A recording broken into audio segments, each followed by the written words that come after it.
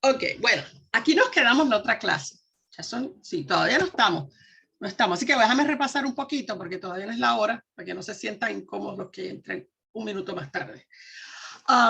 Eso fue lo último que habíamos hablado, cómo terminó la guerra y nos habíamos detenido, espérate que esto no quiere cambiar ahora, en estas las dos caricaturas, y yo les había dicho que esta caricatura, o cartoon, no sé cómo le dicen ustedes, caricatura, es algo que los comparto porque es bien eh, difundida, altamente difundida en Alemania en la entreguerra, en el periodo de entreguerra, y porque recoge muy bien los sentimientos de la mayoría de los alemanes, los pensamientos y los sentimientos respecto al fin de la Primera Guerra. Y en la clase pasada habíamos hablado de cómo se había estado, desde que comienza la guerra, hay una intención, bueno, claramente al final hay una intención clara de los ganadores de poner todas sus fuerzas en desmantelar cualquier capacidad de guerra, cualquier capacidad de competencia económica de Alemania, y que para eso usaron ese Tratado de Versalles de 1919, en el cual le echan la culpa de toda la guerra injustamente a Alemania. Y les comentaba cómo al terminar la guerra, los alemanes todavía están fuera de su territorio. Esta guerra no se pelea dentro del territorio alemán, ellos están fuera en territorio de Francia y están peleando, y en su percepción todavía la guerra está, que se puede ganar. Entonces para ellos esto fue todo prematuro, ¿no? Y no hay una razón para haber declarado la paz, ¿no? Para hacer un armisticio, que fue lo que no se declaró paz, sino entrar en un armisticio. Les decía que todo eso es representado en la figura de los judíos, porque los judíos son los que asumen ese primer gobierno, los líderes del primer gobierno después de que el Kaiser sale de Alemania. Entonces, la percepción general es que los judíos nos vendieron, ¿verdad? Nos vendieron y nos traicionaron para hacerse ricos, porque querían que se acabara la guerra para ellos poder seguir haciendo dinero, y esto fue una injusticia y bla, bla, bla, ¿no? Entonces, esa percepción, y lo importante, lo digo ahora y lo diré muchas veces en la clase, y como lo digo en la vida, a veces, bueno, no, en la mayoría de los casos la percepción es más importante que la realidad, porque es lo que mueve a la gente a tomar decisiones, ¿verdad? Y actuar. Es la percepción que tienen, no necesariamente la realidad. Entonces, en este último también les expliqué que entonces hay todo este resentimiento porque se percibe que ha sido atacada, Alemania ha sido atacada, ha sido vejada, y que ese Tratado de Versalles le va a impedir a Alemania salir adelante, lo cual es cierto. El tratado, ¿verdad? Como ustedes vieron en la clase pasada, se imponen unas condiciones tan fuertes que Alemania no va a poder levantarse si sigue pagando con todo lo que ha perdido, más todo lo que se supone que pague, no tiene manera de salir a flote. Les quería entonces empezar mostrando que comparen la diferencia con el trato que se le dio a Austria-Hungría después de la guerra, sabiendo que Austria-Hungría sí fue la que empezó todo, ¿no? Todo empieza con Austria-Hungría y Serbia. Entonces, el tratado que ven aquí, déjame silenciar otra vez. Okay, ajá. El tratado que se firmó con Austria-Hungría, o sea, se firmó un tratado separado, que es el Tratado de Saint-Germain, en donde sí ellos aceptan haber tenido parte de la responsabilidad. Otra vez, esto es impuesto, o sea, no se le pide consenso, no hay consenso con Austria, es una imposición, tienen que desmantelar ese imperio austrohúngaro que se va a dividir en países, ¿ok? Que es Austria, es Hungría, y el reino de los serbios, los croatas, los eslovenos, o sea, y distintos pedazos que van a distintos lugares. Y fíjense que a ellos se les impone una indemnización, pero nunca se define claramente cómo se va a pagar, y en realidad nunca se les cobra. Queda en papel. Está ahí, pero nunca se les cobra. Así que ya ven claramente que la intención siempre fue en el tratado de quitarle la posibilidad a Alemania de levantarse rápidamente de las circunstancias. Entonces, si seguimos mirando, espera, esta cosa, ajá. ¿Qué se le impone a Alemania? Habíamos visto, además de perder sus colonias de exterior y de los pagos en marcos que tienen que hacer, de no poder tener un ejército mayor de 100.000, de perder mucha de su capacidad para pelear en caso de una futura guerra, se le impone un gobierno democrático. Ellos habían tenido hasta entonces, ¿verdad?, imperio, el imperio prusiano, que era dirigido por el Kaiser, Guillermo II o Wilhelm II, el último. Y cuando él la abandona, ¿verdad?, cuando está ese periodo, antes del armisticio, justo antes, hay una revuelta contra él, él abandona el país, él se va a Holanda, y allá lo van a encontrar los nazis. Cuando los nazis lleguen, él muere poco después, pero él ya estaba bien viejito en esa época. Pero en este momento él se va, y este gobierno que se va a formar, desde el primer gobierno que firma ese armisticio, ¿verdad?, para terminar las hostilidades, y hasta el 33, ¿ok?, se va a llamar la República de Weimar. Esa es la bandera que se le asigna a la República de Weimar, esta que ustedes ven aquí, y se constituye un gobierno de la siguiente manera. Todo esto es impuesto por los ganadores. Va a tener un presidente electo y va a tener un canciller, que es nominado por el presidente, ¿ok? Así que el canciller es el que hace las cosas de todo el día del gobierno, el que realmente trabaja y organiza el gobierno, y el presidente es el jefe de Estado y atiende los asuntos protocolares también, y es el que controla, porque él puede cambiar el canciller. También un parlamento electo, que es el parlamento del que hablaremos muchísimo en este curso, que se llama el Reichstag. Entonces, eso sería la constitución básica del gobierno a nivel ejecutivo y legislativo, porque las cortes quedan separadas, no quedan como parte de esta estructura original. Entonces, cuando empiezan este gobierno, ese partido que había creado las condiciones para que terminara la guerra, los grupos socialdemócratas, se constituye ese partido, adquiere más y más gente, más seguidores, y ellos son los que van a dominar esta república. Esta república mayormente va a ser gobernada por socialdemócratas. Y no va a ser fácil, porque un país que está acostumbrado a un gobierno autoritario no puede cambiar fácilmente, lo hemos visto en la historia muchas veces, a un gobierno republicano, porque ni siquiera las personas, uno pensaría, bueno, pero a todo el mundo le gusta que, ¿verdad?, tener oportunidad de participar un poco más y qué sé yo. No necesariamente. Eso se aprende, ¿verdad? Y un gobierno republicano con divisiones, ¿no? Lo que quiere decir un gobierno republicano es que el poder está en distintos lugares. En este caso, en realidad, entre el presidente y el parlamento, como es en Inglaterra. Por ejemplo, tiene tiene dos poderes. La reina, que equivaldría al presidente, y el parlamento, que es el que escoge al primer ministro. O sea, que tiene también un sistema de gobierno que por lo menos tiene dos lugares principales de poder. Ese gobierno se impone, o sea que la gente no está educada para aceptar este gobierno fácilmente y lo va a resistir. La gente se resiste, no funciona bien, tienen que, como todo lo que empieza, desorganización al principio, la gente no le gusta porque es un cambio impuesto, y fíjense que en los primeros 8 meses, entre los primeros años, entre todos esos, del 33 al 19 son 14 años, ¿no? Sí, ajá. Va a haber 20 distintos gobiernos republicanos, ¿ok? O sea que en 8 meses promedio, cada 8 meses cambian los cancilleres, que no necesariamente el presidente, que es cuando se cambia con elecciones, pero el canciller cambia y cambia, porque si no logra establecer un gobierno claro en consonancia con el Reichstag, lo cambian y los cambian y los cambian, ¿ok? Entonces, los problemas de Alemania al haber terminado la guerra es que después de una guerra que aunque no se la sufrieron en su territorio, sí les costó mucho dinero a los alemanes, pues hay muchas cosas que hay que remendar y pagar y resolver.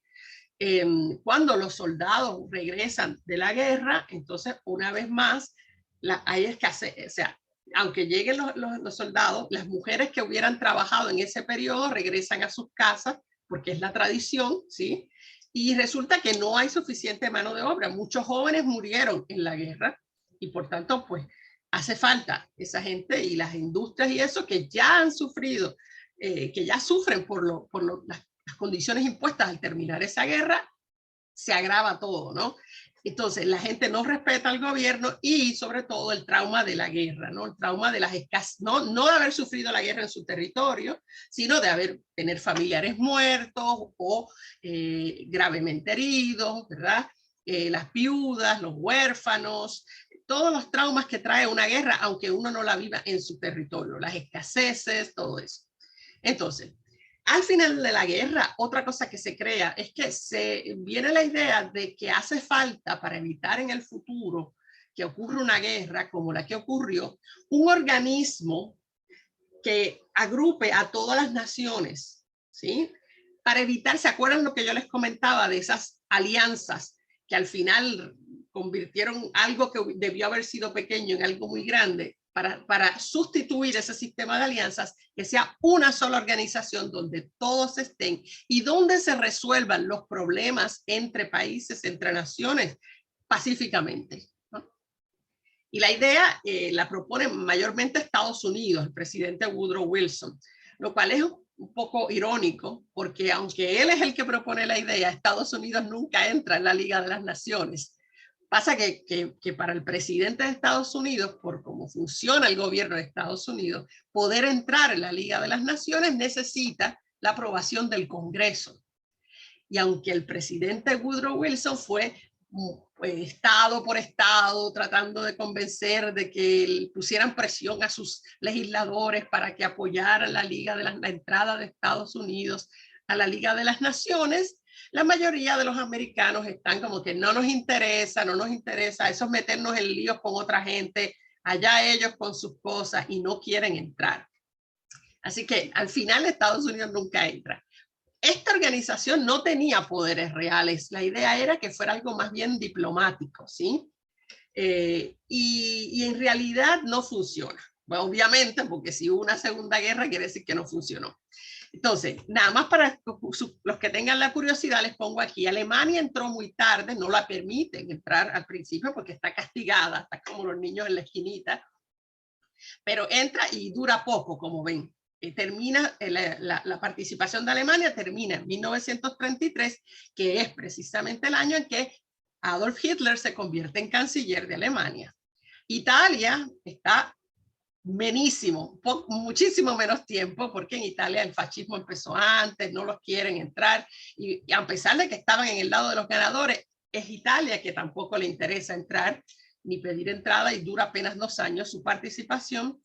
La Unión Soviética entra después, en el 34, o sea que entra después que Alemania sale, entra la Unión Soviética, y luego es expulsada en el 40, luego vamos a ver bien por qué, o sea, vamos a verlo más tarde.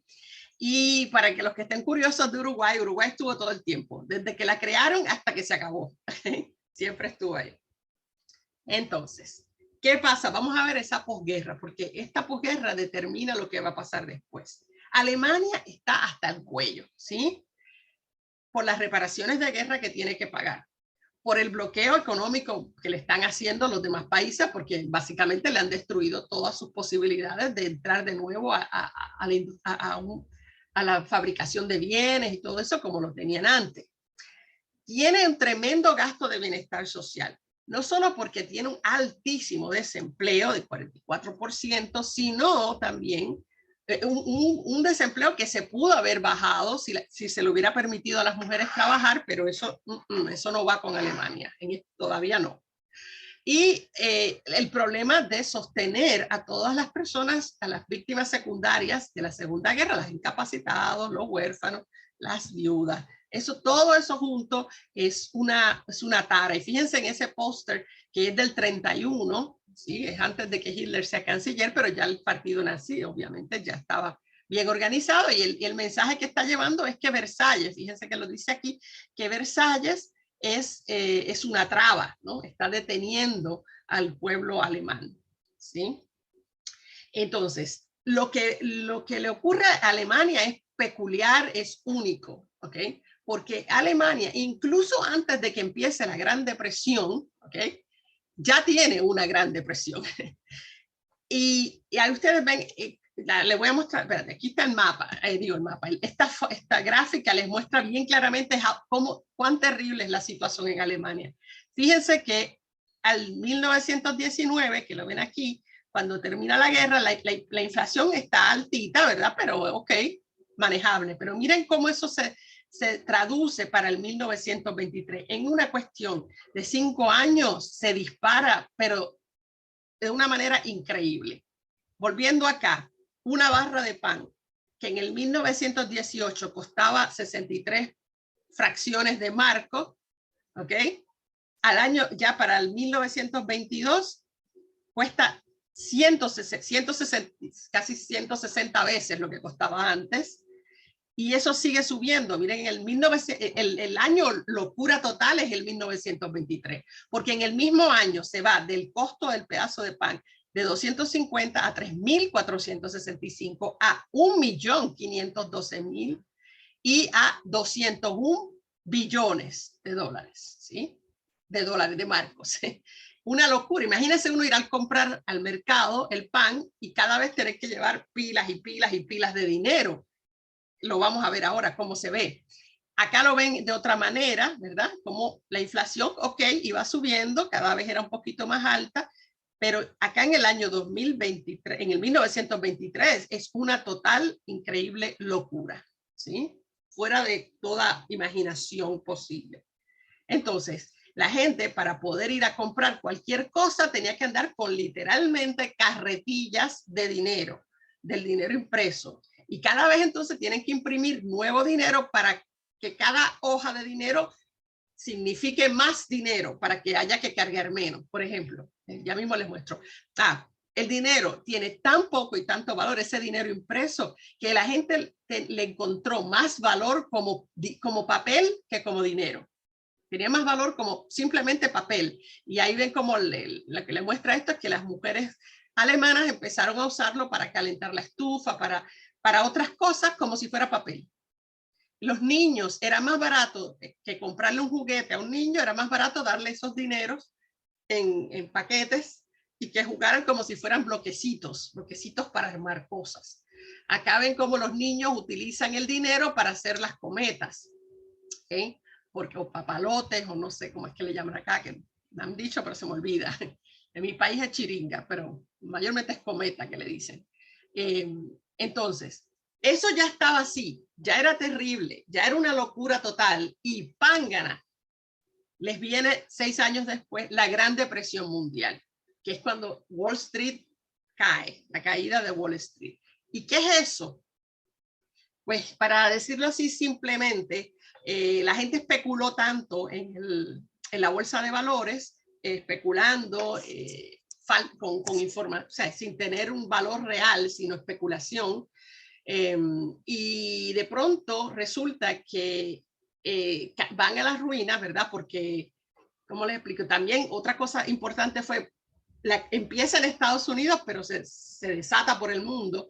Los capitalistas estadounidenses explotaron tanto y tanto y tanto a los trabajadores que cada vez ese salario que recibían los trabajadores les permite comprar menos, llegando al punto en que esos trabajadores ya no pueden comprar nada. Las fábricas siguen creando cosas, pero la gente no las puede comprar. Siguen construyendo casas que nadie puede vivir ni alquilar porque no tienen el dinero. La gente se tiene que ir a vivir en la calle. El dinero no está fluyendo, el dinero está todo en un lado y la gente común no puede seguir participando, ¿verdad? Aunque sea como consumidor, que era lo que era. Y eso provoca, y estoy siendo un poco simplista, pero bueno, este no es el tema de la clase, así que nada más que lo estoy dando una ideita. Lo que se viene es una ruina de empresarios y de inversionistas de toda clase. Esa caída y toda esa pérdida de riqueza, porque al final descubren, ¿verdad? Pues, no, el gobierno debió haber regulado, es lo que llega a la conclusión después, regulado cuánta ganancia podían obtener los capitalistas para siempre dejar suficiente en el lado de los trabajadores como para que ellos puedan seguir comprando las cosas que se siguen produciendo. Eso se aprende de esta, pero les tomará 10 años literalmente a Estados Unidos empezar a salir de esta depresión, y solamente salen cuando empiece la Segunda Guerra Mundial y puedan volver a empezar a vender armas y comida y municiones y todo eso. Eso le servirá a Estados Unidos como lección. Cuando la economía está mal, tenemos que hacer una guerra para entonces salir del atolladero. Y desde entonces la han practicado otra vez y otra vez y otra vez, como ahora. Así que están ahí jugando con la guerra ya. Entonces, esta situación que era terrible, o sea, que va a ser terrible para todos los países que entren, y todo el que hacía negocio con Estados Unidos se ve empujado a esta depresión, pero particularmente Alemania, que ya estaba sufriendo, es doblemente terrible para ellos esta depresión. Porque obviamente le va a ser muchísimo más difícil salir y volver a ser productivo como lo había sido antes. Mientras todo esto está ocurriendo en esta parte del mundo, esa crisis del mundo capitalista, el mundo comunista, que era únicamente la Unión Soviética, ¿sí? El único país, le va re bien, está industrializándose, hay mucha actividad económica, le va súper, cero desempleo, está súper. Y esto genera que el temor rojo del que yo les hablaba en la otra clase vuelva a ser primordial en la cabeza de la gente, sobre todo de los que mandan, que tienen temor de que el pueblo se dé cuenta de que el capitalismo no les ha ayudado a mejorar, pero que el comunismo está ayudando a otra gente a estar bien. En el caso de Alemania, todo esto, con toda esa teoría que ellos tenían de la puñalada por espalda que le habían dado los alemanes, los judíos, todo eso como se revive, o sea, toma fuerza otra vez, toda esa frustración que tienen ante la situación, y esa culpa va más fuerte todavía, y es ese odio también, tanto a los judíos como al capital, a los soviéticos, ¿no? Al comunismo también, porque ambos van juntos, ¿no? Entonces, ahí ven nada, para que vean un ejemplo, ¿verdad? Eso se veía todos los días en Estados Unidos. Vendo el auto por $100 en efectivo, lo perdí todo en la bolsa de valores. O sea, la gente está desesperada en Estados Unidos, pero Alemania tiene una situación muy particular. Y acá voy a tratar de explicar esto, se ve bastante extraño, pero bueno. Cuando terminó la guerra y a Alemania le exigen que pague todo aquello, Alemania no tiene con qué pagar. ¿De dónde va a sacar? Estados Unidos, inteligentemente, le dice, no te preocupes, yo te los presto, yo te presto. Entonces, mira la situación que se estaba dando, ¿ok? Desde el 1919. Estados Unidos le presta a Alemania el dinero para que Alemania se lo pague a Francia y a Inglaterra, ¿verdad? En las reparaciones que tiene que pagar. Y con ese mismo dinero, Francia e Inglaterra le pagan a Estados Unidos los préstamos que Estados Unidos le había hecho durante la guerra. Y miren la lógica. Estados Unidos, ese dinero está dando la vuelta y regresa a los Estados Unidos, pero en cada paso, en cada transferencia le añades intereses, ¿cierto? Y cargos. Así que ese dinero, cuando le llega a Estados Unidos le ha sacado el juguito a ese dinero ya. O sea que esto es ganancia por todos lados para Estados Unidos. Pero cuando Estados Unidos le presta a Alemania para que Alemania le pague a Francia e Inglaterra, para que Francia e Inglaterra le paguen a Estados Unidos, es imprescindible que el círculo continúe, ¿cierto? Si alguno de ellos se sale, que es lo que va a pasar en el 29, cuando Alemania dice no pago más, entonces ¿de dónde Francia e Inglaterra van a sacar para pagarle a Estados Unidos? ¿Cierto? O sea, Estados Unidos no le va a prestar a Francia e Inglaterra para que le paguen ellos mismos. Necesitaban ese tercero que es el que mueve ese dinero, ¿verdad? En una rueda. Acá se lo va a decir con sus propias palabras Hjalmar Schacht, quien fue el presidente del Reichsbank, el Banco de Alemania, hasta el 1939. Lo explicó así. Después de la Primera Guerra Mundial, tuvimos en su mayor parte gobiernos socialistas, se refiere al socialdemócrata. Ellos tomaron prestado dinero extranjero de Estados Unidos y con ese dinero pagaron las indemnizaciones o reparaciones. En su mayoría, el dinero provenía de Estados Unidos, por lo que Alemania contrajo muchas deudas externas.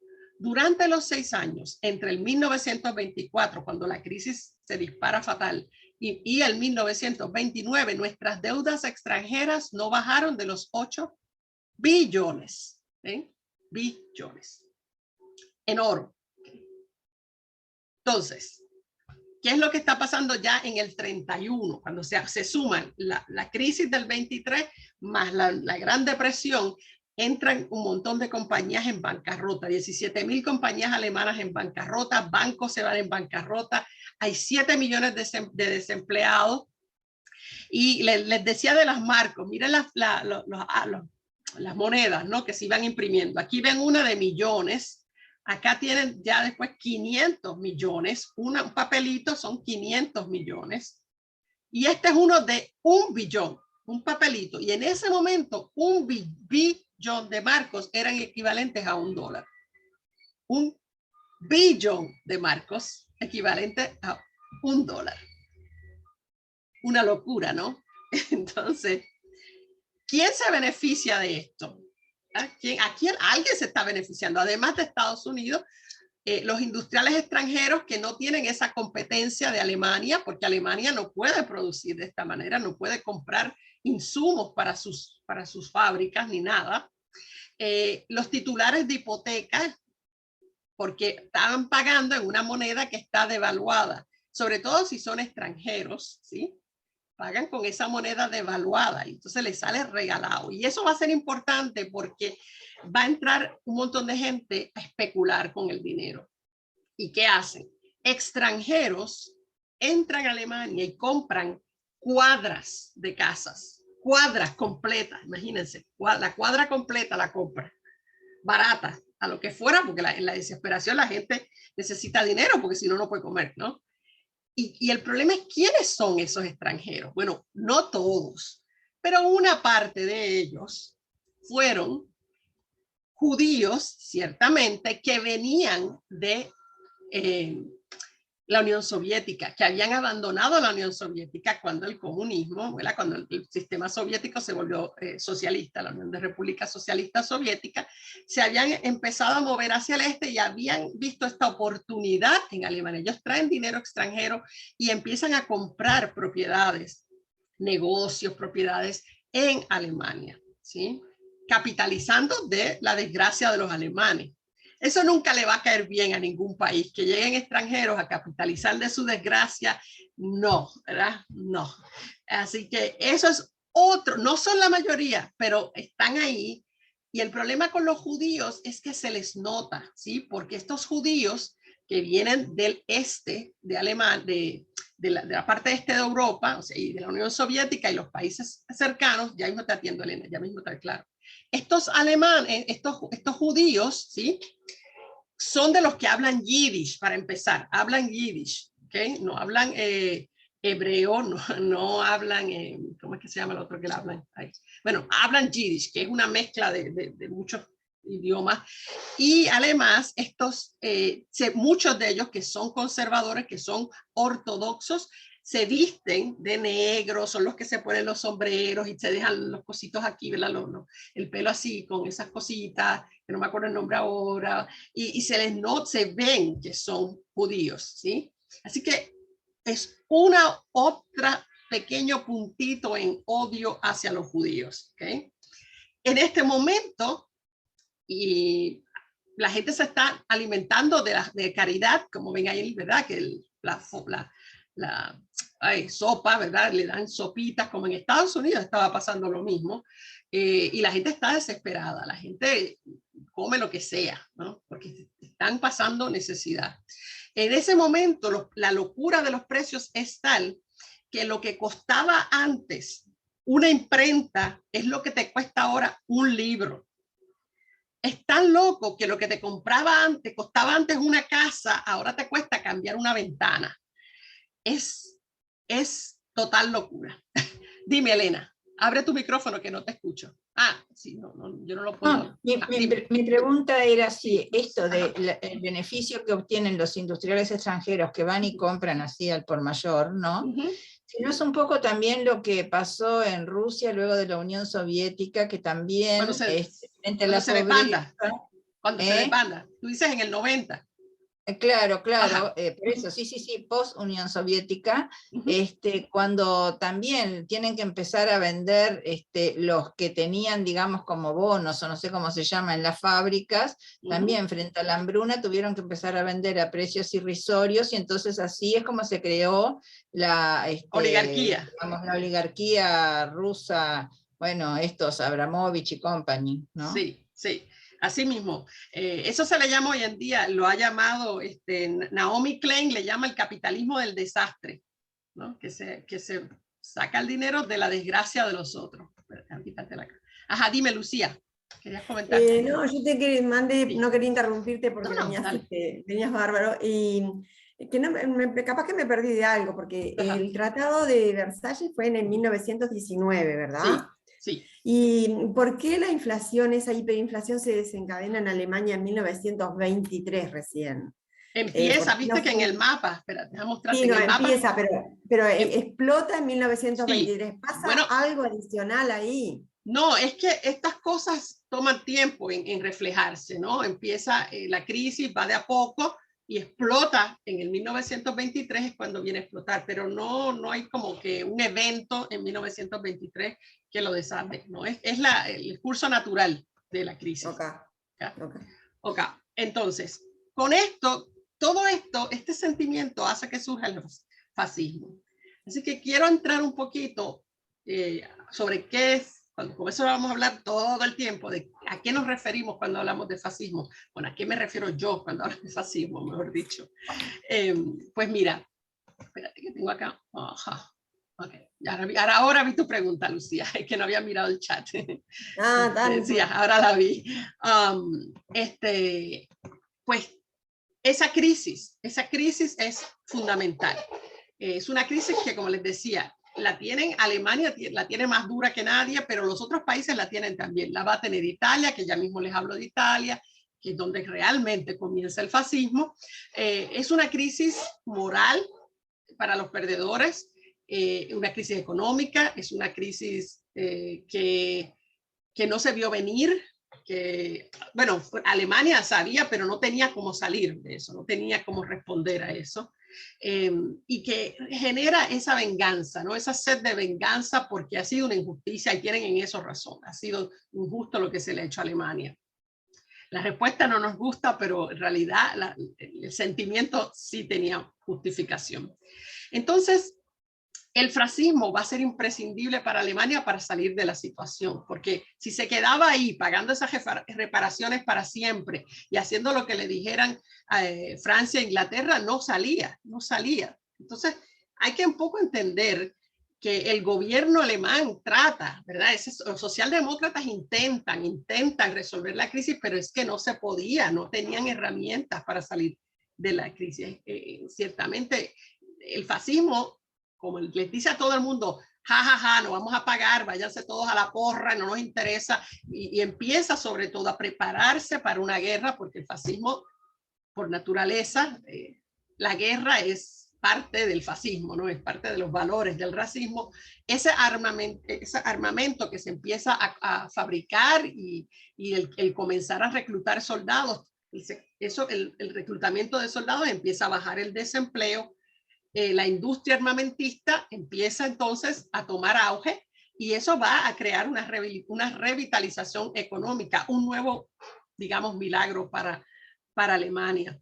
Y a todo esto mantener claro que ese fascismo siempre va a ser antisocialista, anticomunista, porque lo resiente, porque le tiene miedo, y ese pánico rojo, miedo rojo, es lo que va a permitir que los otros países que están observando lo que está pasando en los países fascistas digan, bueno, pero por lo menos no son comunistas, bueno, y le van dando ese espacio para que el fascismo se vaya cimentando en los países. Ahora, el fascismo, ¿qué es? ¿De qué estamos hablando? Tiene varios factores que nada más les voy a señalar. Nacionalismo. Mi país es el mejor, todos nos envidian, por eso nos jodieron, porque nos envidian y quieren ser nosotros. Tiene ese elemento clave. Nosotros somos los mejores. Militarismo, ¿por qué? La guerra como un valor. ¿Dónde nos expresamos mejor? En la guerra. Es muy macho, ¿no? El fascismo es bien macho, macharrán, como decimos en mi país. Y entonces es esas demostraciones de fuerza que va a hacer el país, tanto obviamente en lo parte militar, pero también es una demostración de fuerza nacionalista. El Estado fascista es totalitario. ¿Qué quiere decir eso? Totalitario, ¿no? Controla todos los aspectos de la vida de las personas. Eso yo se lo voy a ir demostrando en las próximas clases. Cómo, usando el ejemplo alemán, sobre todo, ¿verdad? Cómo controla todo, cómo la gente se divierte, a dónde van de vacaciones, lo que la gente hace con el dinerito extra que le sobra. Todo, dónde se reúnen, la clase de clubes que frecuentan, las escuelas, los libros que los niños leen, los libros que los adultos leen, todo, las comunicaciones, la radio, todo lo controla el Estado totalitario, ¿ok? Por tanto, tiene la facilidad de crear un particular ser humano que va a ser el resultado de todo ese sistema que lo ha controlado y lo ha llevado en una dirección que es bien, sobre todo para los varones machistas, ¿verdad? Y que le inculca unas ideas, ¿sí? Esos gobiernos, ese gobierno fascista siempre es gobernado por una élite que se considera superior. Como le pongo ahí, Hitler en Mein Kampf dijo, la mejor forma de gobierno es la que hace que sea natural que los mejores cerebros alcancen una posición de importancia e influencia dominantes en la comunidad. Así que ellos se consideran los cerebros, si lo son o no es otra cosa, se consideran a sí mismos tal. Y siempre el fascismo se opone a la democracia porque no quiere que el pueblo participe, ¿verdad? Y es autocrática. Y se opone siempre al socialismo soviético. Dice Hitler, la democracia es el caldo de cultivo en el que los bacilos de la plaga mundial marxista pueden crecer y propagarse. Así que une juntos los dos odios, ¿sí? Claro, en el caso de Alemania, la democracia siempre va a ser peligrosa porque, pero la gente, fíjense que la gente es más fácil venderle la idea de que la democracia es mala porque ellos no están acostumbrados a ser democráticos. Esto se impone como parte del Tratado de Versalles y hay como le digo, como un rechazo a todo el Tratado de Versalles. Los alemanes, desde mucho antes de que esta guerra empiece, desde antes de la Primera Guerra, desde que se consideran alemanes, son ya gente que les gustan los gobiernos autocráticos, les gusta la autoridad. Hasta el día de hoy todavía es parte de la idiosincrasia alemana el obedecer órdenes, el hacer su trabajo duro, el no estar pendiente de participación y de esas cosas, sino de votar y eso lo tuvieron que aprender con el tiempo. Lo que le interesa es que sea un gobierno que mantenga orden y control. Necesitan orden y control y eso lo hace el gobierno autocrático. Les gusta. Así es como son. Y se ve desde la familia, donde los hombres son los que mandan. Punto y se acabó, ¿no? En Alemania. Entonces, en el caso de Alemania, a diferencia de Italia, entra el otro concepto, el de la raza superior, porque esto será explotado por los alemanes, por los del partido nazi, ese concepto de la raza superior que implica un rechazo a las razas inferiores. Eso no lo vemos claramente en el fascismo italiano porque, bueno, ya mismo les voy a mostrar las ideas que tenía Mussolini sobre eso. Entonces, ¿qué cosas tienen en común los países fascistas? Bueno, un partido único. Claro, para controlar tienes que tener un solo partido. Primacía, el Estado es más importante que el individuo. El Estado no está ahí para servir a las personas ni para cuidar a las personas, sino que los ciudadanos están ahí para servirle al Estado, un poco como en el tiempo de los reyes, que las personas eran súbditos del rey, ¿no? Pues ese concepto, pero con el Estado. El Estado es el que tiene que sobrevivir. Si tengo que dar mi vida, la doy por el Estado. ¿Okay? La exaltación de historia nacional, específicamente todos los pasajes de la historia nacional en donde el país sea ¿verdad? Él siempre va a ser el héroe, ¿no? Así que donde en partecitas de la historia que el país no lució bien, esas las metemos debajo de la alfombrita y lo que exaltamos es todas las victorias, sobre todo victorias militares del pasado de los países. En el caso de Italia, por eso se van a tener que remontar tan atrás como al Imperio Romano. Porque después de eso, que no tenían mucho más que sacar. Así que se tienen que ir remontando a un pasado de gloria. ¿Okay? Dentro de esta sociedad, entonces, todo lo militar es bueno. ¿Okay? Todo lo que es antimilitar es malo. Entonces, los valores militares son masculinos, todo lo masculino por encima de lo femenino, todo lo físico por encima de lo intelectual. De hecho, empiezan las burlas a los intelectuales, el antiintelectualismo, persecución y a la misma vez burla de los intelectuales. El uso de la fuerza se ve como algo positivo. La gente tiene que obedecer y punto. Orden y punto. Agresividad, obvio, y disciplina, porque en un ejército hay que ser el pueblo tiene que ser disciplinado. Ajá, ¿quién me quiere decir algo? Perdón, profesora. Sí, dime, Tulio. Eso de exaltación de valores militares, sí. y sobre todo en lo masculino y lo físico, hay una documental en Netflix que le da anfetamina a la soldadesca y a los oficiales para energizarlo y llevarlo al éxtasis, a lo máximo, rendimiento. Sí. Es un documental que se descubrió recién, no hace ni 11 años. Ajá, que ¿quién está lo en Netflix? ¿Y cómo se llama? ¿Te acuerdas? No, creo que el ejército alemán tomando anfetamina o algo por el estilo, no recuerdo. Okay. Son dos documentales muy importantes. Bueno, si quieres, cuando termine la clase, si tú lo puedes encontrar, porque tú lo identificarías más rápido, lo puedes poner entonces en el WhatsApp. Así todos podemos mirarlo, ¿sí? Gracias. Ahora, lo que pasa es que en el WhatsApp yo soy muy analfabeto en tecnología. Ok, no te preocupes, yo lo busco entonces. No te preocupes. Buscarlo tú, lo vas a encontrar fácil. Lo que, porque hablando del ejército, ¿qué le daban a la soldadesca? La anfetamina y salta el programa ahí, ¿eh? Sí, eso también lo vamos a ver acá cuando veamos lo que llevaban los soldados, lo que cargan con ellos los soldados. Les voy a mostrar el chocolate, probablemente te refieres a los chocolates que tenían, ¿sí?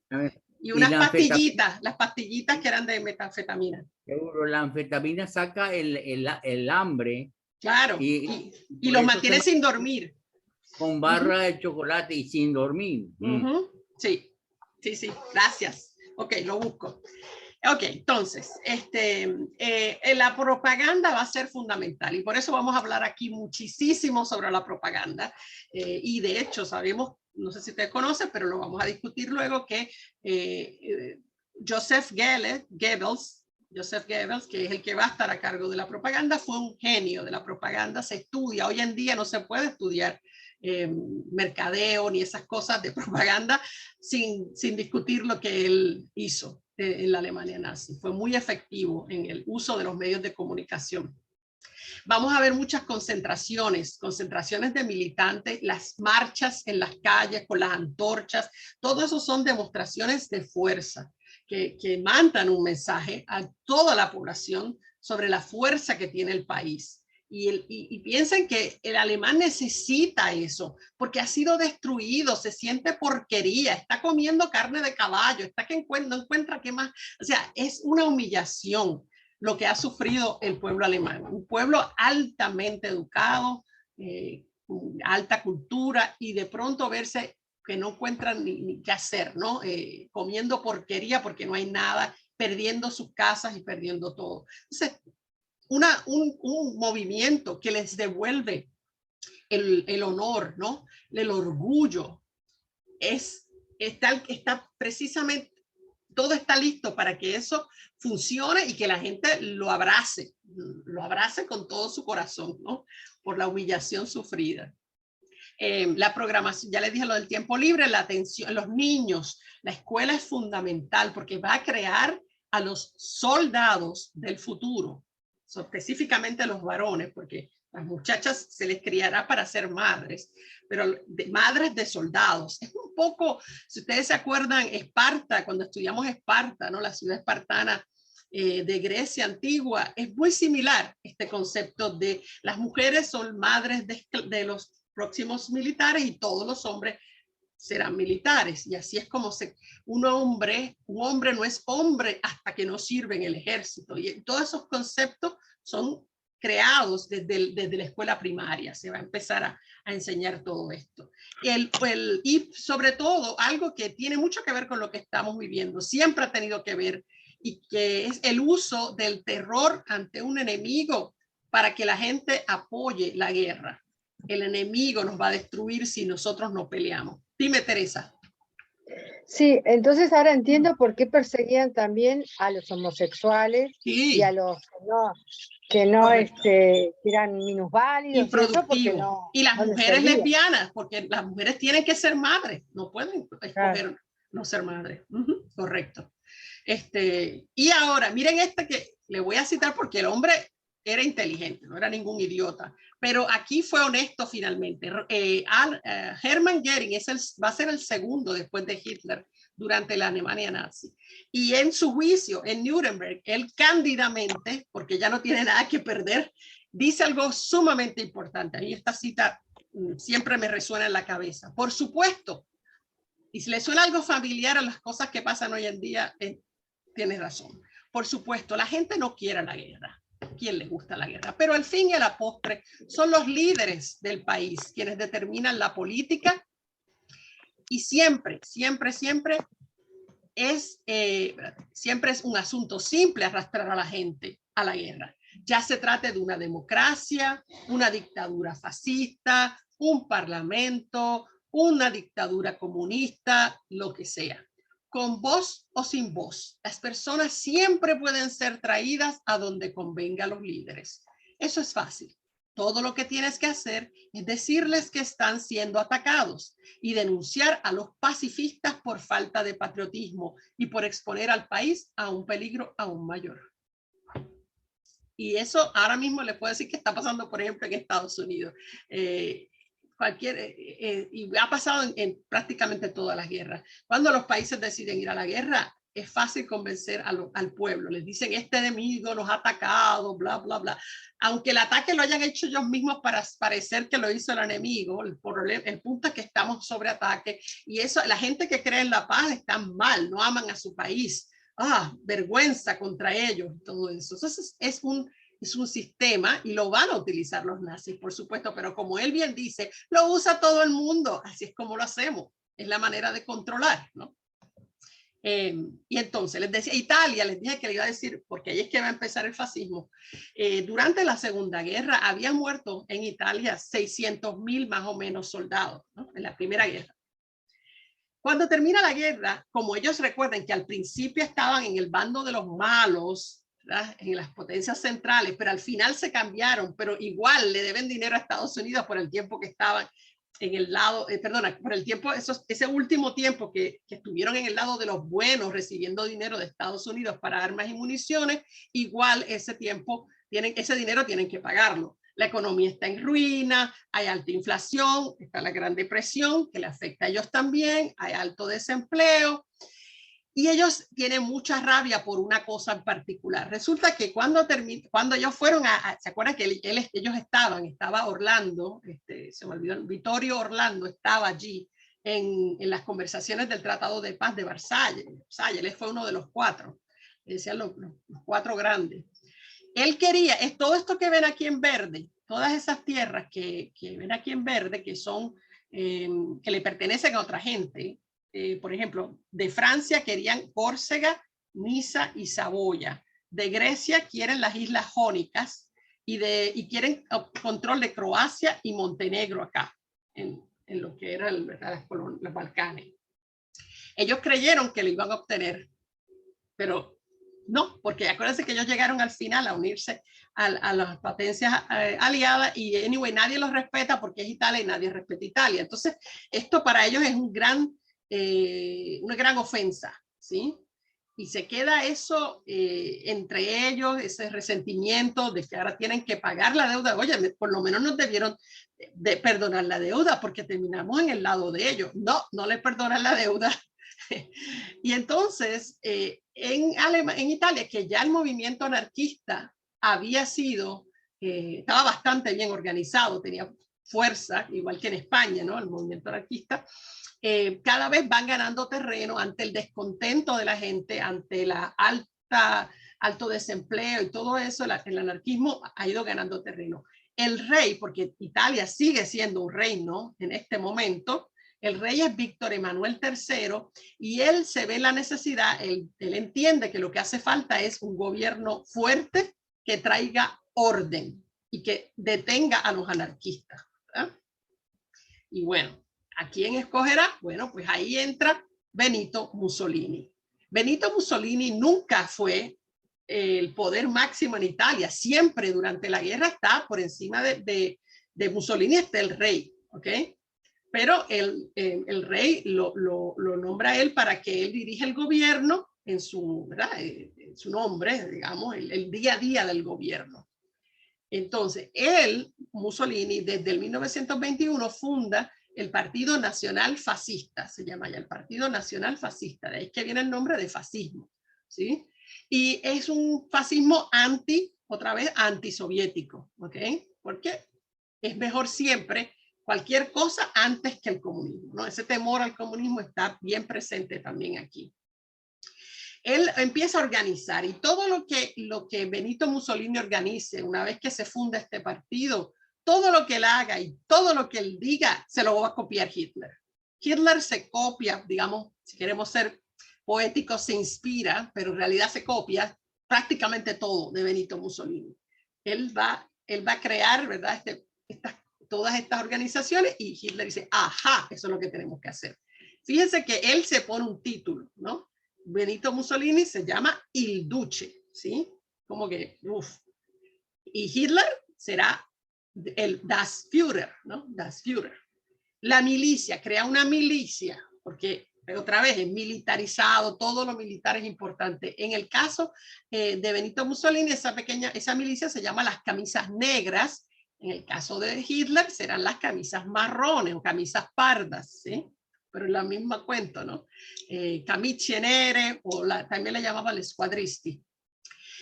Como él impone un sistema y es autoritario y empieza a tomar decisiones autoritariamente, empieza a restringir otros partidos, por supuesto, restringe la libertad de prensa, expulsa a los opositores que estaban en el gobierno, pero a la misma vez empieza a militarizar el país. Esa militarización crea empleos entre los hombres, ¿verdad? Que es lo que están sufriendo el desempleo, porque las mujeres ni siquiera se consideran desempleadas, ¿eh? Las mujeres no entran en los números de desempleados. Va creando orden. Su posición es presidente del Consejo de Ministros y así lo nombra Víctor Manuel III, que lo puede quitar en cualquier momento, ¿ok? Porque el rey sigue siendo el rey, ¿sí? Hay elecciones, se celebran unas elecciones para apoyar o no al gobierno en el 1929 y él obtiene, ¿tá?, el 98.43% de los votos que lo apoyan a él, ¿ok? Así que él es muy popular en Alemania, en Italia. ¿Okay? Eso Hitler no lo va a tener nunca. ese nivel de apoyo no lo va a tener, ¿ok? Sí lo tiene Mussolini, y en su, ¿cómo les diría? Su imaginario es la vuelta al momento de gloria que fue el Imperio Romano. Entonces todos los símbolos del Imperio Romano adquieren importancia. También va a escribir un libro. Hitler avanzará después en su momento y va a escribir su libro también. No, en esto, no es que en este caso diríamos que Hitler inspira quizás a Mussolini, porque Hitler escribe el libro primero, antes que lo escriba Mussolini. Hitler adora a Mussolini, lo adora, tanto que cuando se conocieron, el único viaje que Hitler da que no sea asociado a la guerra, el único viaje de paz que Hitler hace en su vida fue a Italia. Y cuando él conoce a Mussolini, lo besa, que Mussolini quedó medio shock, aunque los italianos se besan tanto, pero él no se esperaba que Hitler tuviera semejante reacción al verle. Hitler lo tiene como un ídolo, ¿no? Y bueno, ahí ven ellos en su viaje cuando estuvieron juntos, y Hitler agarra mucha buena idea de eso. Ya va a ser después que Hitler está en el poder, cuando él lo visita. Fíjense que el saludo es un poquito diferente, pero es muy similar. El saludo de Hitler, claro, lleva el Heil Hitler, pero el de Mussolini es un poquito más para arriba. Ahí ven, ahí no, ahí lo está haciendo, ahí no es que está haciendo, ya mismo veo otro que lo tiene. Este tipo de escena, el vestido militarmente, montones de personas, Hitler lo hace también. Ven acá cómo es que llevan. Entonces todo el mundo lleva las dagas. Esas dagas son muy importantes, son un símbolo importante. No es que vayan a matar mucha gente con las dagas, pero es un símbolo. Luego ese símbolo lo vamos a ver en las juventudes hitlerianas, el de la daga.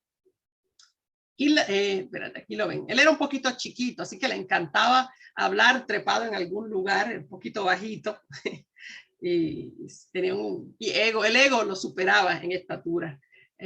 Siempre se enganchaba en algo grande para subir. Ahí él va creando esta organización, ¿verdad?, de niños. Y estas son las ideas que Hitler va a ir tomando.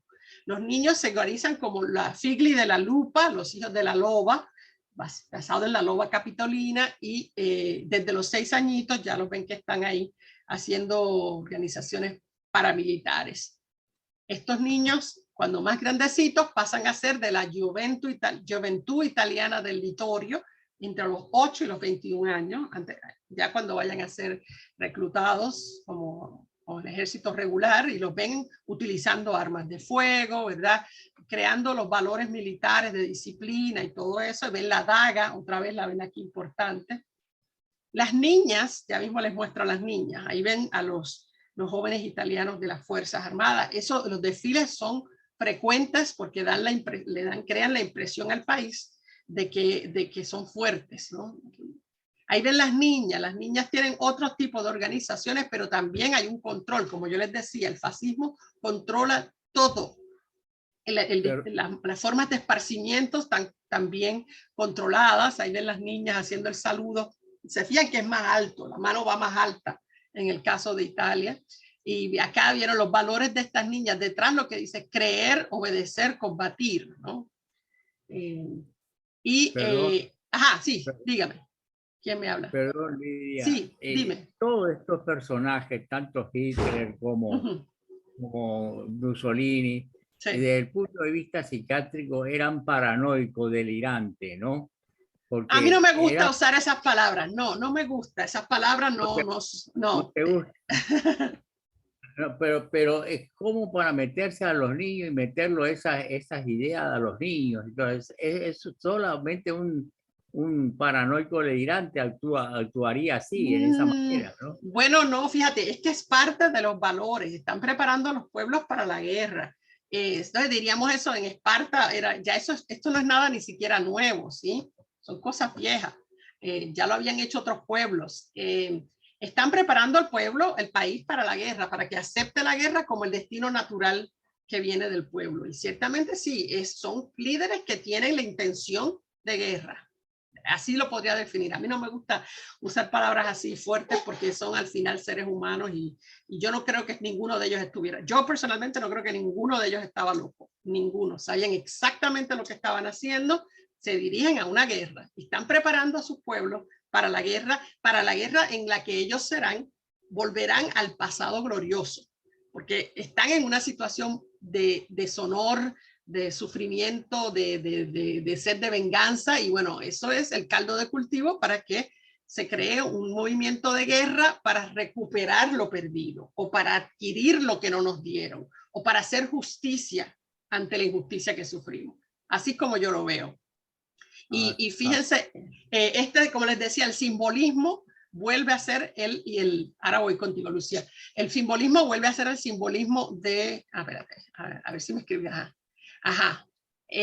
Susana, espérate, antes Susana me puso una pregunta acá, ¿cuál era la función de las niñas en Italia en la guerra? Tener hijos, ser madres y ser buenas esposas y cuidar a los niños hasta que estos sean soldados y puedan ir a la guerra. Lo mismo en Alemania. Las mujeres son muy importantes desde su función como mujeres que crean los próximos soldados. Esa es su función. Dime, Lucía. No, yo quería comentar respecto del tema de los niños, que eso sucede hoy en África, que las tribus roban niños, los adiestran para la guerra para luchar contra el enemigo. O sea que es a otro nivel, como más organizado, pero el tema de los niños siempre se sigue dando. Ahí es más brutal, en África es más brutal porque de verdad, de chiquititos van a ir a pelear, de chiquito. En este caso no es que los niños van a ir a la guerra, ¿ok? Es que los niños se les crean los valores asociados a la guerra y que acepten las armas como algo natural. Es más velado que lo que pasa en África, porque aquí los niños no van a ser enviados a la guerra. Los niños se les va a preparar mentalmente para que vean su realización en la guerra. Ahí es que el ser humano se realiza. Y eso tiene que ver con Hitler, porque Hitler, vamos a hablar luego de él, de cómo fue su vida un poquito, y él no era nadie, no era absolutamente nadie, y entonces va a la guerra. Y en la guerra por primera vez, muchos hombres dicen eso, que la guerra fue como su epifanía. Se sintieron parte de un grupo, se sintieron que eran útiles, y esa idealización de la guerra por una experiencia particular también está detrás de todo esto, ¿sí? Y no les digo, Hitler, yo tengo amigos que han estado en la guerra y me dice, Ligia, no hay droga, no hay alcohol, no hay mujer, no hay sexo que se compare con la emoción de la guerra.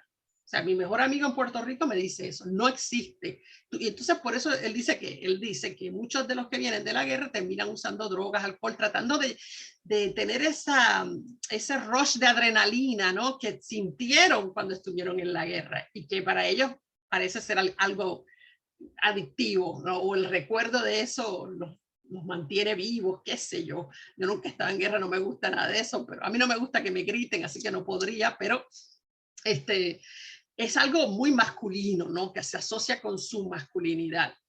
Así que creo que por ahí va esa cosa. Entonces les decía, miren acá, esto es un símbolo, ¿verdad? Es un símbolo que está en pinturas antiguas del Imperio Romano. Es las fases. De ahí es que viene el nombre fascista. Porque ¿qué son las fases? Las faces son un atado de palitos finos que van amarrados, ¿ven? Y que si fueran cada uno un palito, lo que simbolizan es cada palito es muy frágil, cualquiera lo puede romper, pero todos los palitos juntos y atados no se pueden romper, nadie los puede romper, es una señal de fuerza también. Así que esa era la bandera del Partido Nacional Socialista de Italia, que es la que ven aquí, ¿sí? Y para mi curiosidad, en otra cosa que estaba buscando, descubrí, esto aquí soy yo con mis loqueras que les muestro de vez en cuando, esto que ustedes ven aquí es el Senado de Estados Unidos, lo que ustedes están viendo aquí abajo, y si se fijan, a ambos lados de la bandera hay fases, ¿saben? Dos atados de faches a los dos lados. Yo no sé si ellos lo saben, pero sería interesante, ¿verdad? Decírselo. Miren, ustedes saben que esos son fases, pero capaz que Estados Unidos termina fascista, así que le viene muy bien tenerlos ya listos ahí. Quién sabe, ¿verdad? No sabemos lo que va a pasar. Pero me parece interesante que ellos ni siquiera yo creo que están conscientes de que esos son fases, son fascistas, ¿no? Símbolos solamente, por supuesto. Entonces, ¿qué decía Mussolini? Mussolini dice sobre las razas. Por supuesto que no quedan razas puras, ni siquiera los judíos han mantenido su sangre sin mezcla. Los cruces exitosos a menudo han promovido la energía y la belleza de una nación. Él no es racista en el sentido, ¿verdad? No es antisemita para nada, y de hecho, Italia, a pesar de que está unida a Alemania en la guerra, no va a enviar a los judíos a los campos de concentración como les ordenaba, como Hitler le insiste, le insiste, le insiste, mándalos para acá, sacándolos y mándalos para acá, y él se resiste hasta el 44, o sea, hasta lo último, hasta que él llega, bueno, hasta el 43. Cuando él llega a depender para existir de los alemanes, no le queda otra que mandarlos. Pero no va a ser al principio. Si ustedes han visto la película que les voy a mencionar después, La vida es bella, creo que se llama en español, La vida es bella, ¿sí? De esa película, y ven que él es tarde, que lo llevan a él al campo de concentración. Por eso es que él puede sobrevivir, porque está muy brevemente. No es como los otros judíos que entraron desde el principio, que no tenían oportunidad, ¿no?, de sobrevivir. Las masas, sí. Benigni, sí. Benigni era el, exacto. El autor, que ganó, ganó mejor película extranjera en el Oscar también. Ahí está. Esa, las masas, ¿qué dice de las masas? Fíjense cómo piensa el fascismo. Y él es el que básicamente crea los conceptos fascistas. Las masas son nada más que un rebaño de ovejas, siempre y cuando no estén organizadas. Por eso es que el Estado tiene que controlar todas las organizaciones a las que vayan a pertenecer, para que no se puedan organizar independientemente de lo que el Estado quiere que hagan. Las masas no deberían saber, sino creer, ¿sí? Obedecer, crean lo que le diga el Estado y obedezcan. Hoy la gente no tiene tanto tiempo para pensar como solía tener. La capacidad del hombre moderno por la fe es ilimitada. Él explota todo esto, que es lo que él piensa. Sobre las técnicas del poder dice, discursos que sugieran, él dice que se usan discursos que sugieran que están sirviendo a una gran causa. Proveer de música y mujeres en las actividades, música y mujeres. El saludo romano, canciones y fórmulas, conmemoraciones de aniversarios, igual que en la antigua Roma. Él en realidad está copiando del antiguo imperio romano el panem et circes, pan y circo, ¿no? Que decían, hay que entretenerlos un poco, hay que darles alegría también, hay que mantenerlos alimentados y harán todo lo que nosotros queremos, ¿no? Que es la lógica del imperio romano. Y bueno, esas notas son del libro Conversaciones con Mussolini de Emil Ludwig, que ahí fue que las tomé. Entonces, poquitito. Hay en España un movimiento, esto es cortito porque en España no es parte tan importante de esta guerra, así que la vamos a volver a España, pero poquito. ¿Ok? Con esto ya les voy cuadrando. Ustedes saben, Hitler también se reúne, Franco visita a Hitler, ahí lo ven en la visita, ahí lo ven haciendo un saludo muy similar también a los de Hitler. Y Franco entra al poder bastante más tarde que estos dos, ¿verdad? No 3 años más tarde que Hitler, y lo hace a través de un golpe de Estado contra el gobierno republicano que había sido electo, ¿verdad?, por el pueblo. Y en este caso, una vez que se desarrolla la guerra, entonces él tiene el apoyo, se asegura tener el apoyo de Hitler y Mussolini, que le van a ayudar con bombardeos, que vamos a hablar de eso ya. Y Stalin está en el otro bando, ¿sí?, en el bando de los republicanos, que son los que han sido removidos del poder. La guerra dura solamente 3 años, en 3 años logra Franco imponerse y se le llama falangista. Ahí lo ven a él también tiene su título, el caudillo, y tiene el mismo tipo de comportamiento en el sentido del saludo, el nombre del caudillo, el generalísimo también se llama. Las demostraciones de fuerza en las calles, la vestimenta militar, todo eso. Interesante es que cuando él asume el poder, cuando Franco asume el poder, él se muda al Palacio Real del Pardo, que era donde vivía la realeza, y Juan Carlos se tiene que mudar a otro palacio, que es el Palacio de la Zarzuela, ¿okay?, y donde se ha quedado viviendo después, ¿no? Siempre, hasta el día de hoy, todavía el rey Felipe vive en el Palacio de la Zarzuela, se han quedado en ese. Ese fascismo, algunos dicen, no es realmente fascismo, en realidad es solo dictadura, una dictadura autoritaria. Es debatible. Yo creo que tiene mucho de fascista, porque es muy nacionalista, ¿verdad? Porque tiene un solo partido, ¿verdad? Elimina todos los otros partidos y se crea solo la Falange, aunque no sea un partido tan poderoso. Él mantiene el control de todo.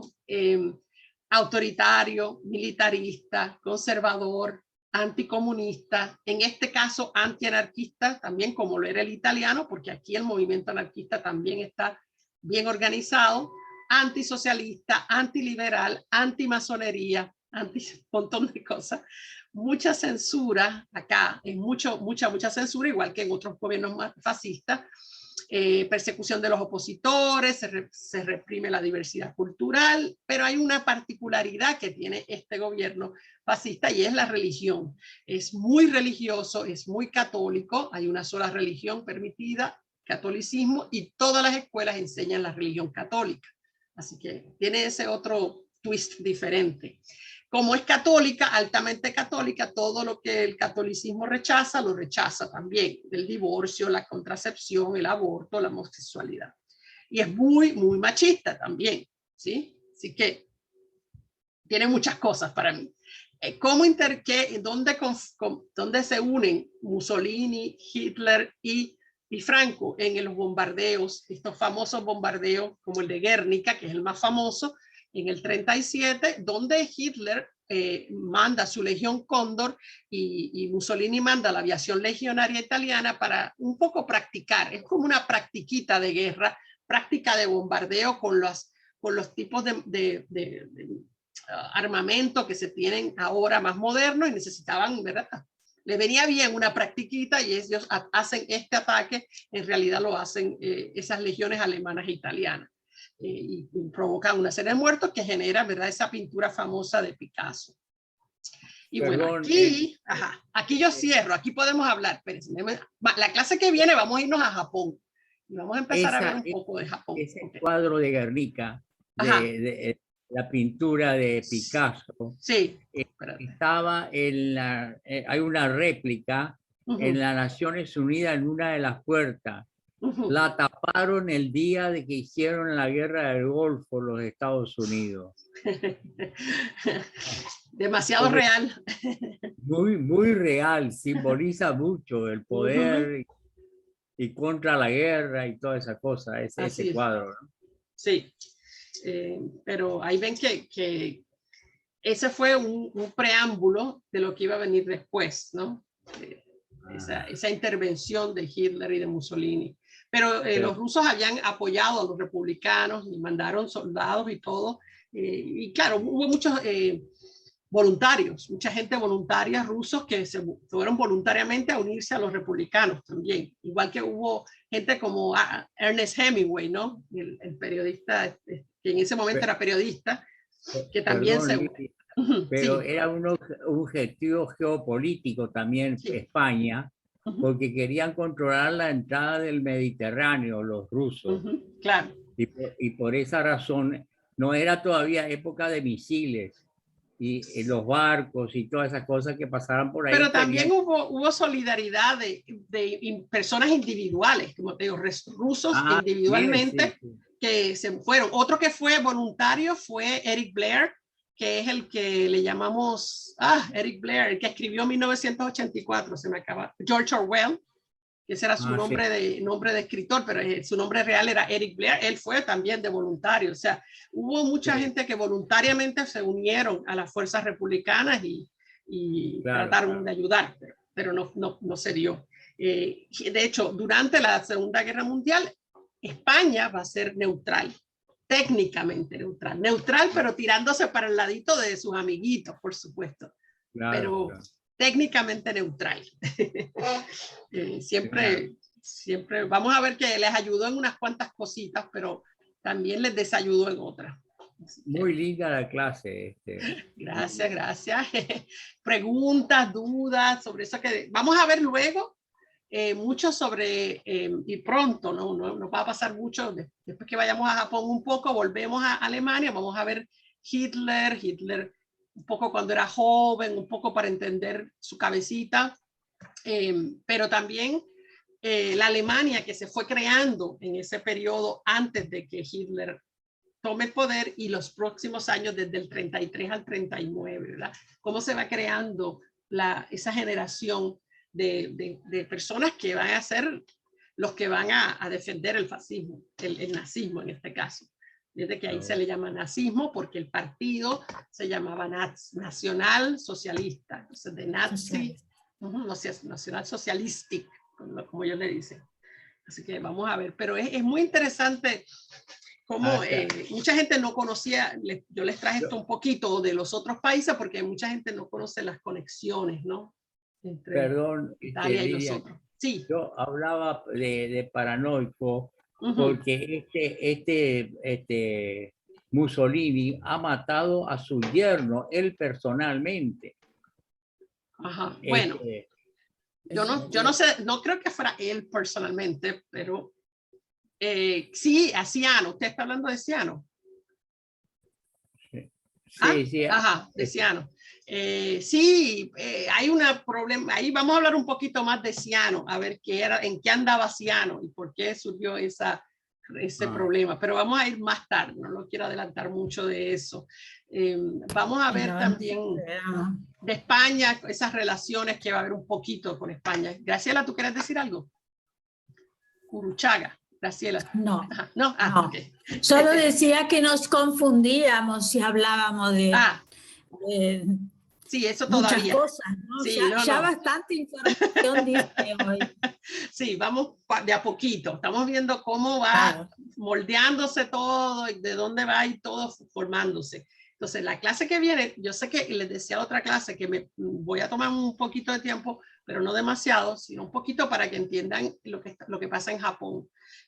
Porque yo sé que eso es claro, es como un mundo del cual no se habla mucho por acá. No, entonces, películas ni nada, porque muchos sabemos por películas americanas. Imagínense que imagínate si estará viciada la visión que van a tener. Obviamente. Claro, no, a mí me gusta mucho leer, lo que más leo son libros donde se entrevista a los sobrevivientes de las cosas, de todo. A mí me encantan esos libros porque aunque es cierto que a un sobreviviente no se le puede creer todo, porque es una visión parcializada, ¿verdad? Pero a la misma vez tiene una candidez de que no tienes interés de decir lo correcto. Y me encantan esos libros y así uso mucho, lo vamos a ver en el Japón, uso mucho ese tipo a mí me gusta dar muchas citas de personas japonesas que vivieron la época y que la describen. Sería interesante hablar aparte del Pacífico, porque ese nacionalismo es un fundamentalismo, como tienen los musulmanes también dentro de su religión, ¿no? Sí. Y es un fanatismo que es inherente en muchos hombres, ¿no? Que son muchas veces líderes. Pasa que en Japón la religión del Estado la religión es del Estado, es el shintoísmo y es unido. Entonces no se puede separar la religión del Estado japonés. Incluso el día de hoy todavía tienen al emperador y vamos a hablar de eso, cómo la figura del emperador y cómo ellos la ven, cómo la perciben ellos. Es muy, muy diferente a lo que nosotros estamos viendo en Europa. Es un mundo distinto, sin embargo, el fascismo también es altamente militarizado y vamos a ver por qué, ¿sí? Así que no se asusten con que vamos a hablar de Japón, porque vamos a ir suavemente, mucho mapa, ¿ok? Para que vayan viendo lo que yo les comento, porque los mapas, yo no sé, a mí me parece indispensable para entender, sí, porque si no, no entendemos quién estaba, por qué está cerca de aquel y por qué a le molesta el otro y todas esas cosas. Así que vamos a usar mucho visual, así que no se angustien, eso yo espero que... Muy interesante. Mueva bien, ¿okay? Muchas gracias. ¿Cómo no? A la orden. Bien, ya saben, voy a buscar esa película que dice Tulio sobre el ejército alemán, a ver si se las encuentro y se las pongo ahí, a ver si está en Netflix. Es fácil. Es interesante verlo. Nos vemos, gracias. Chao. Hasta la próxima. Chao, chao. Gracias.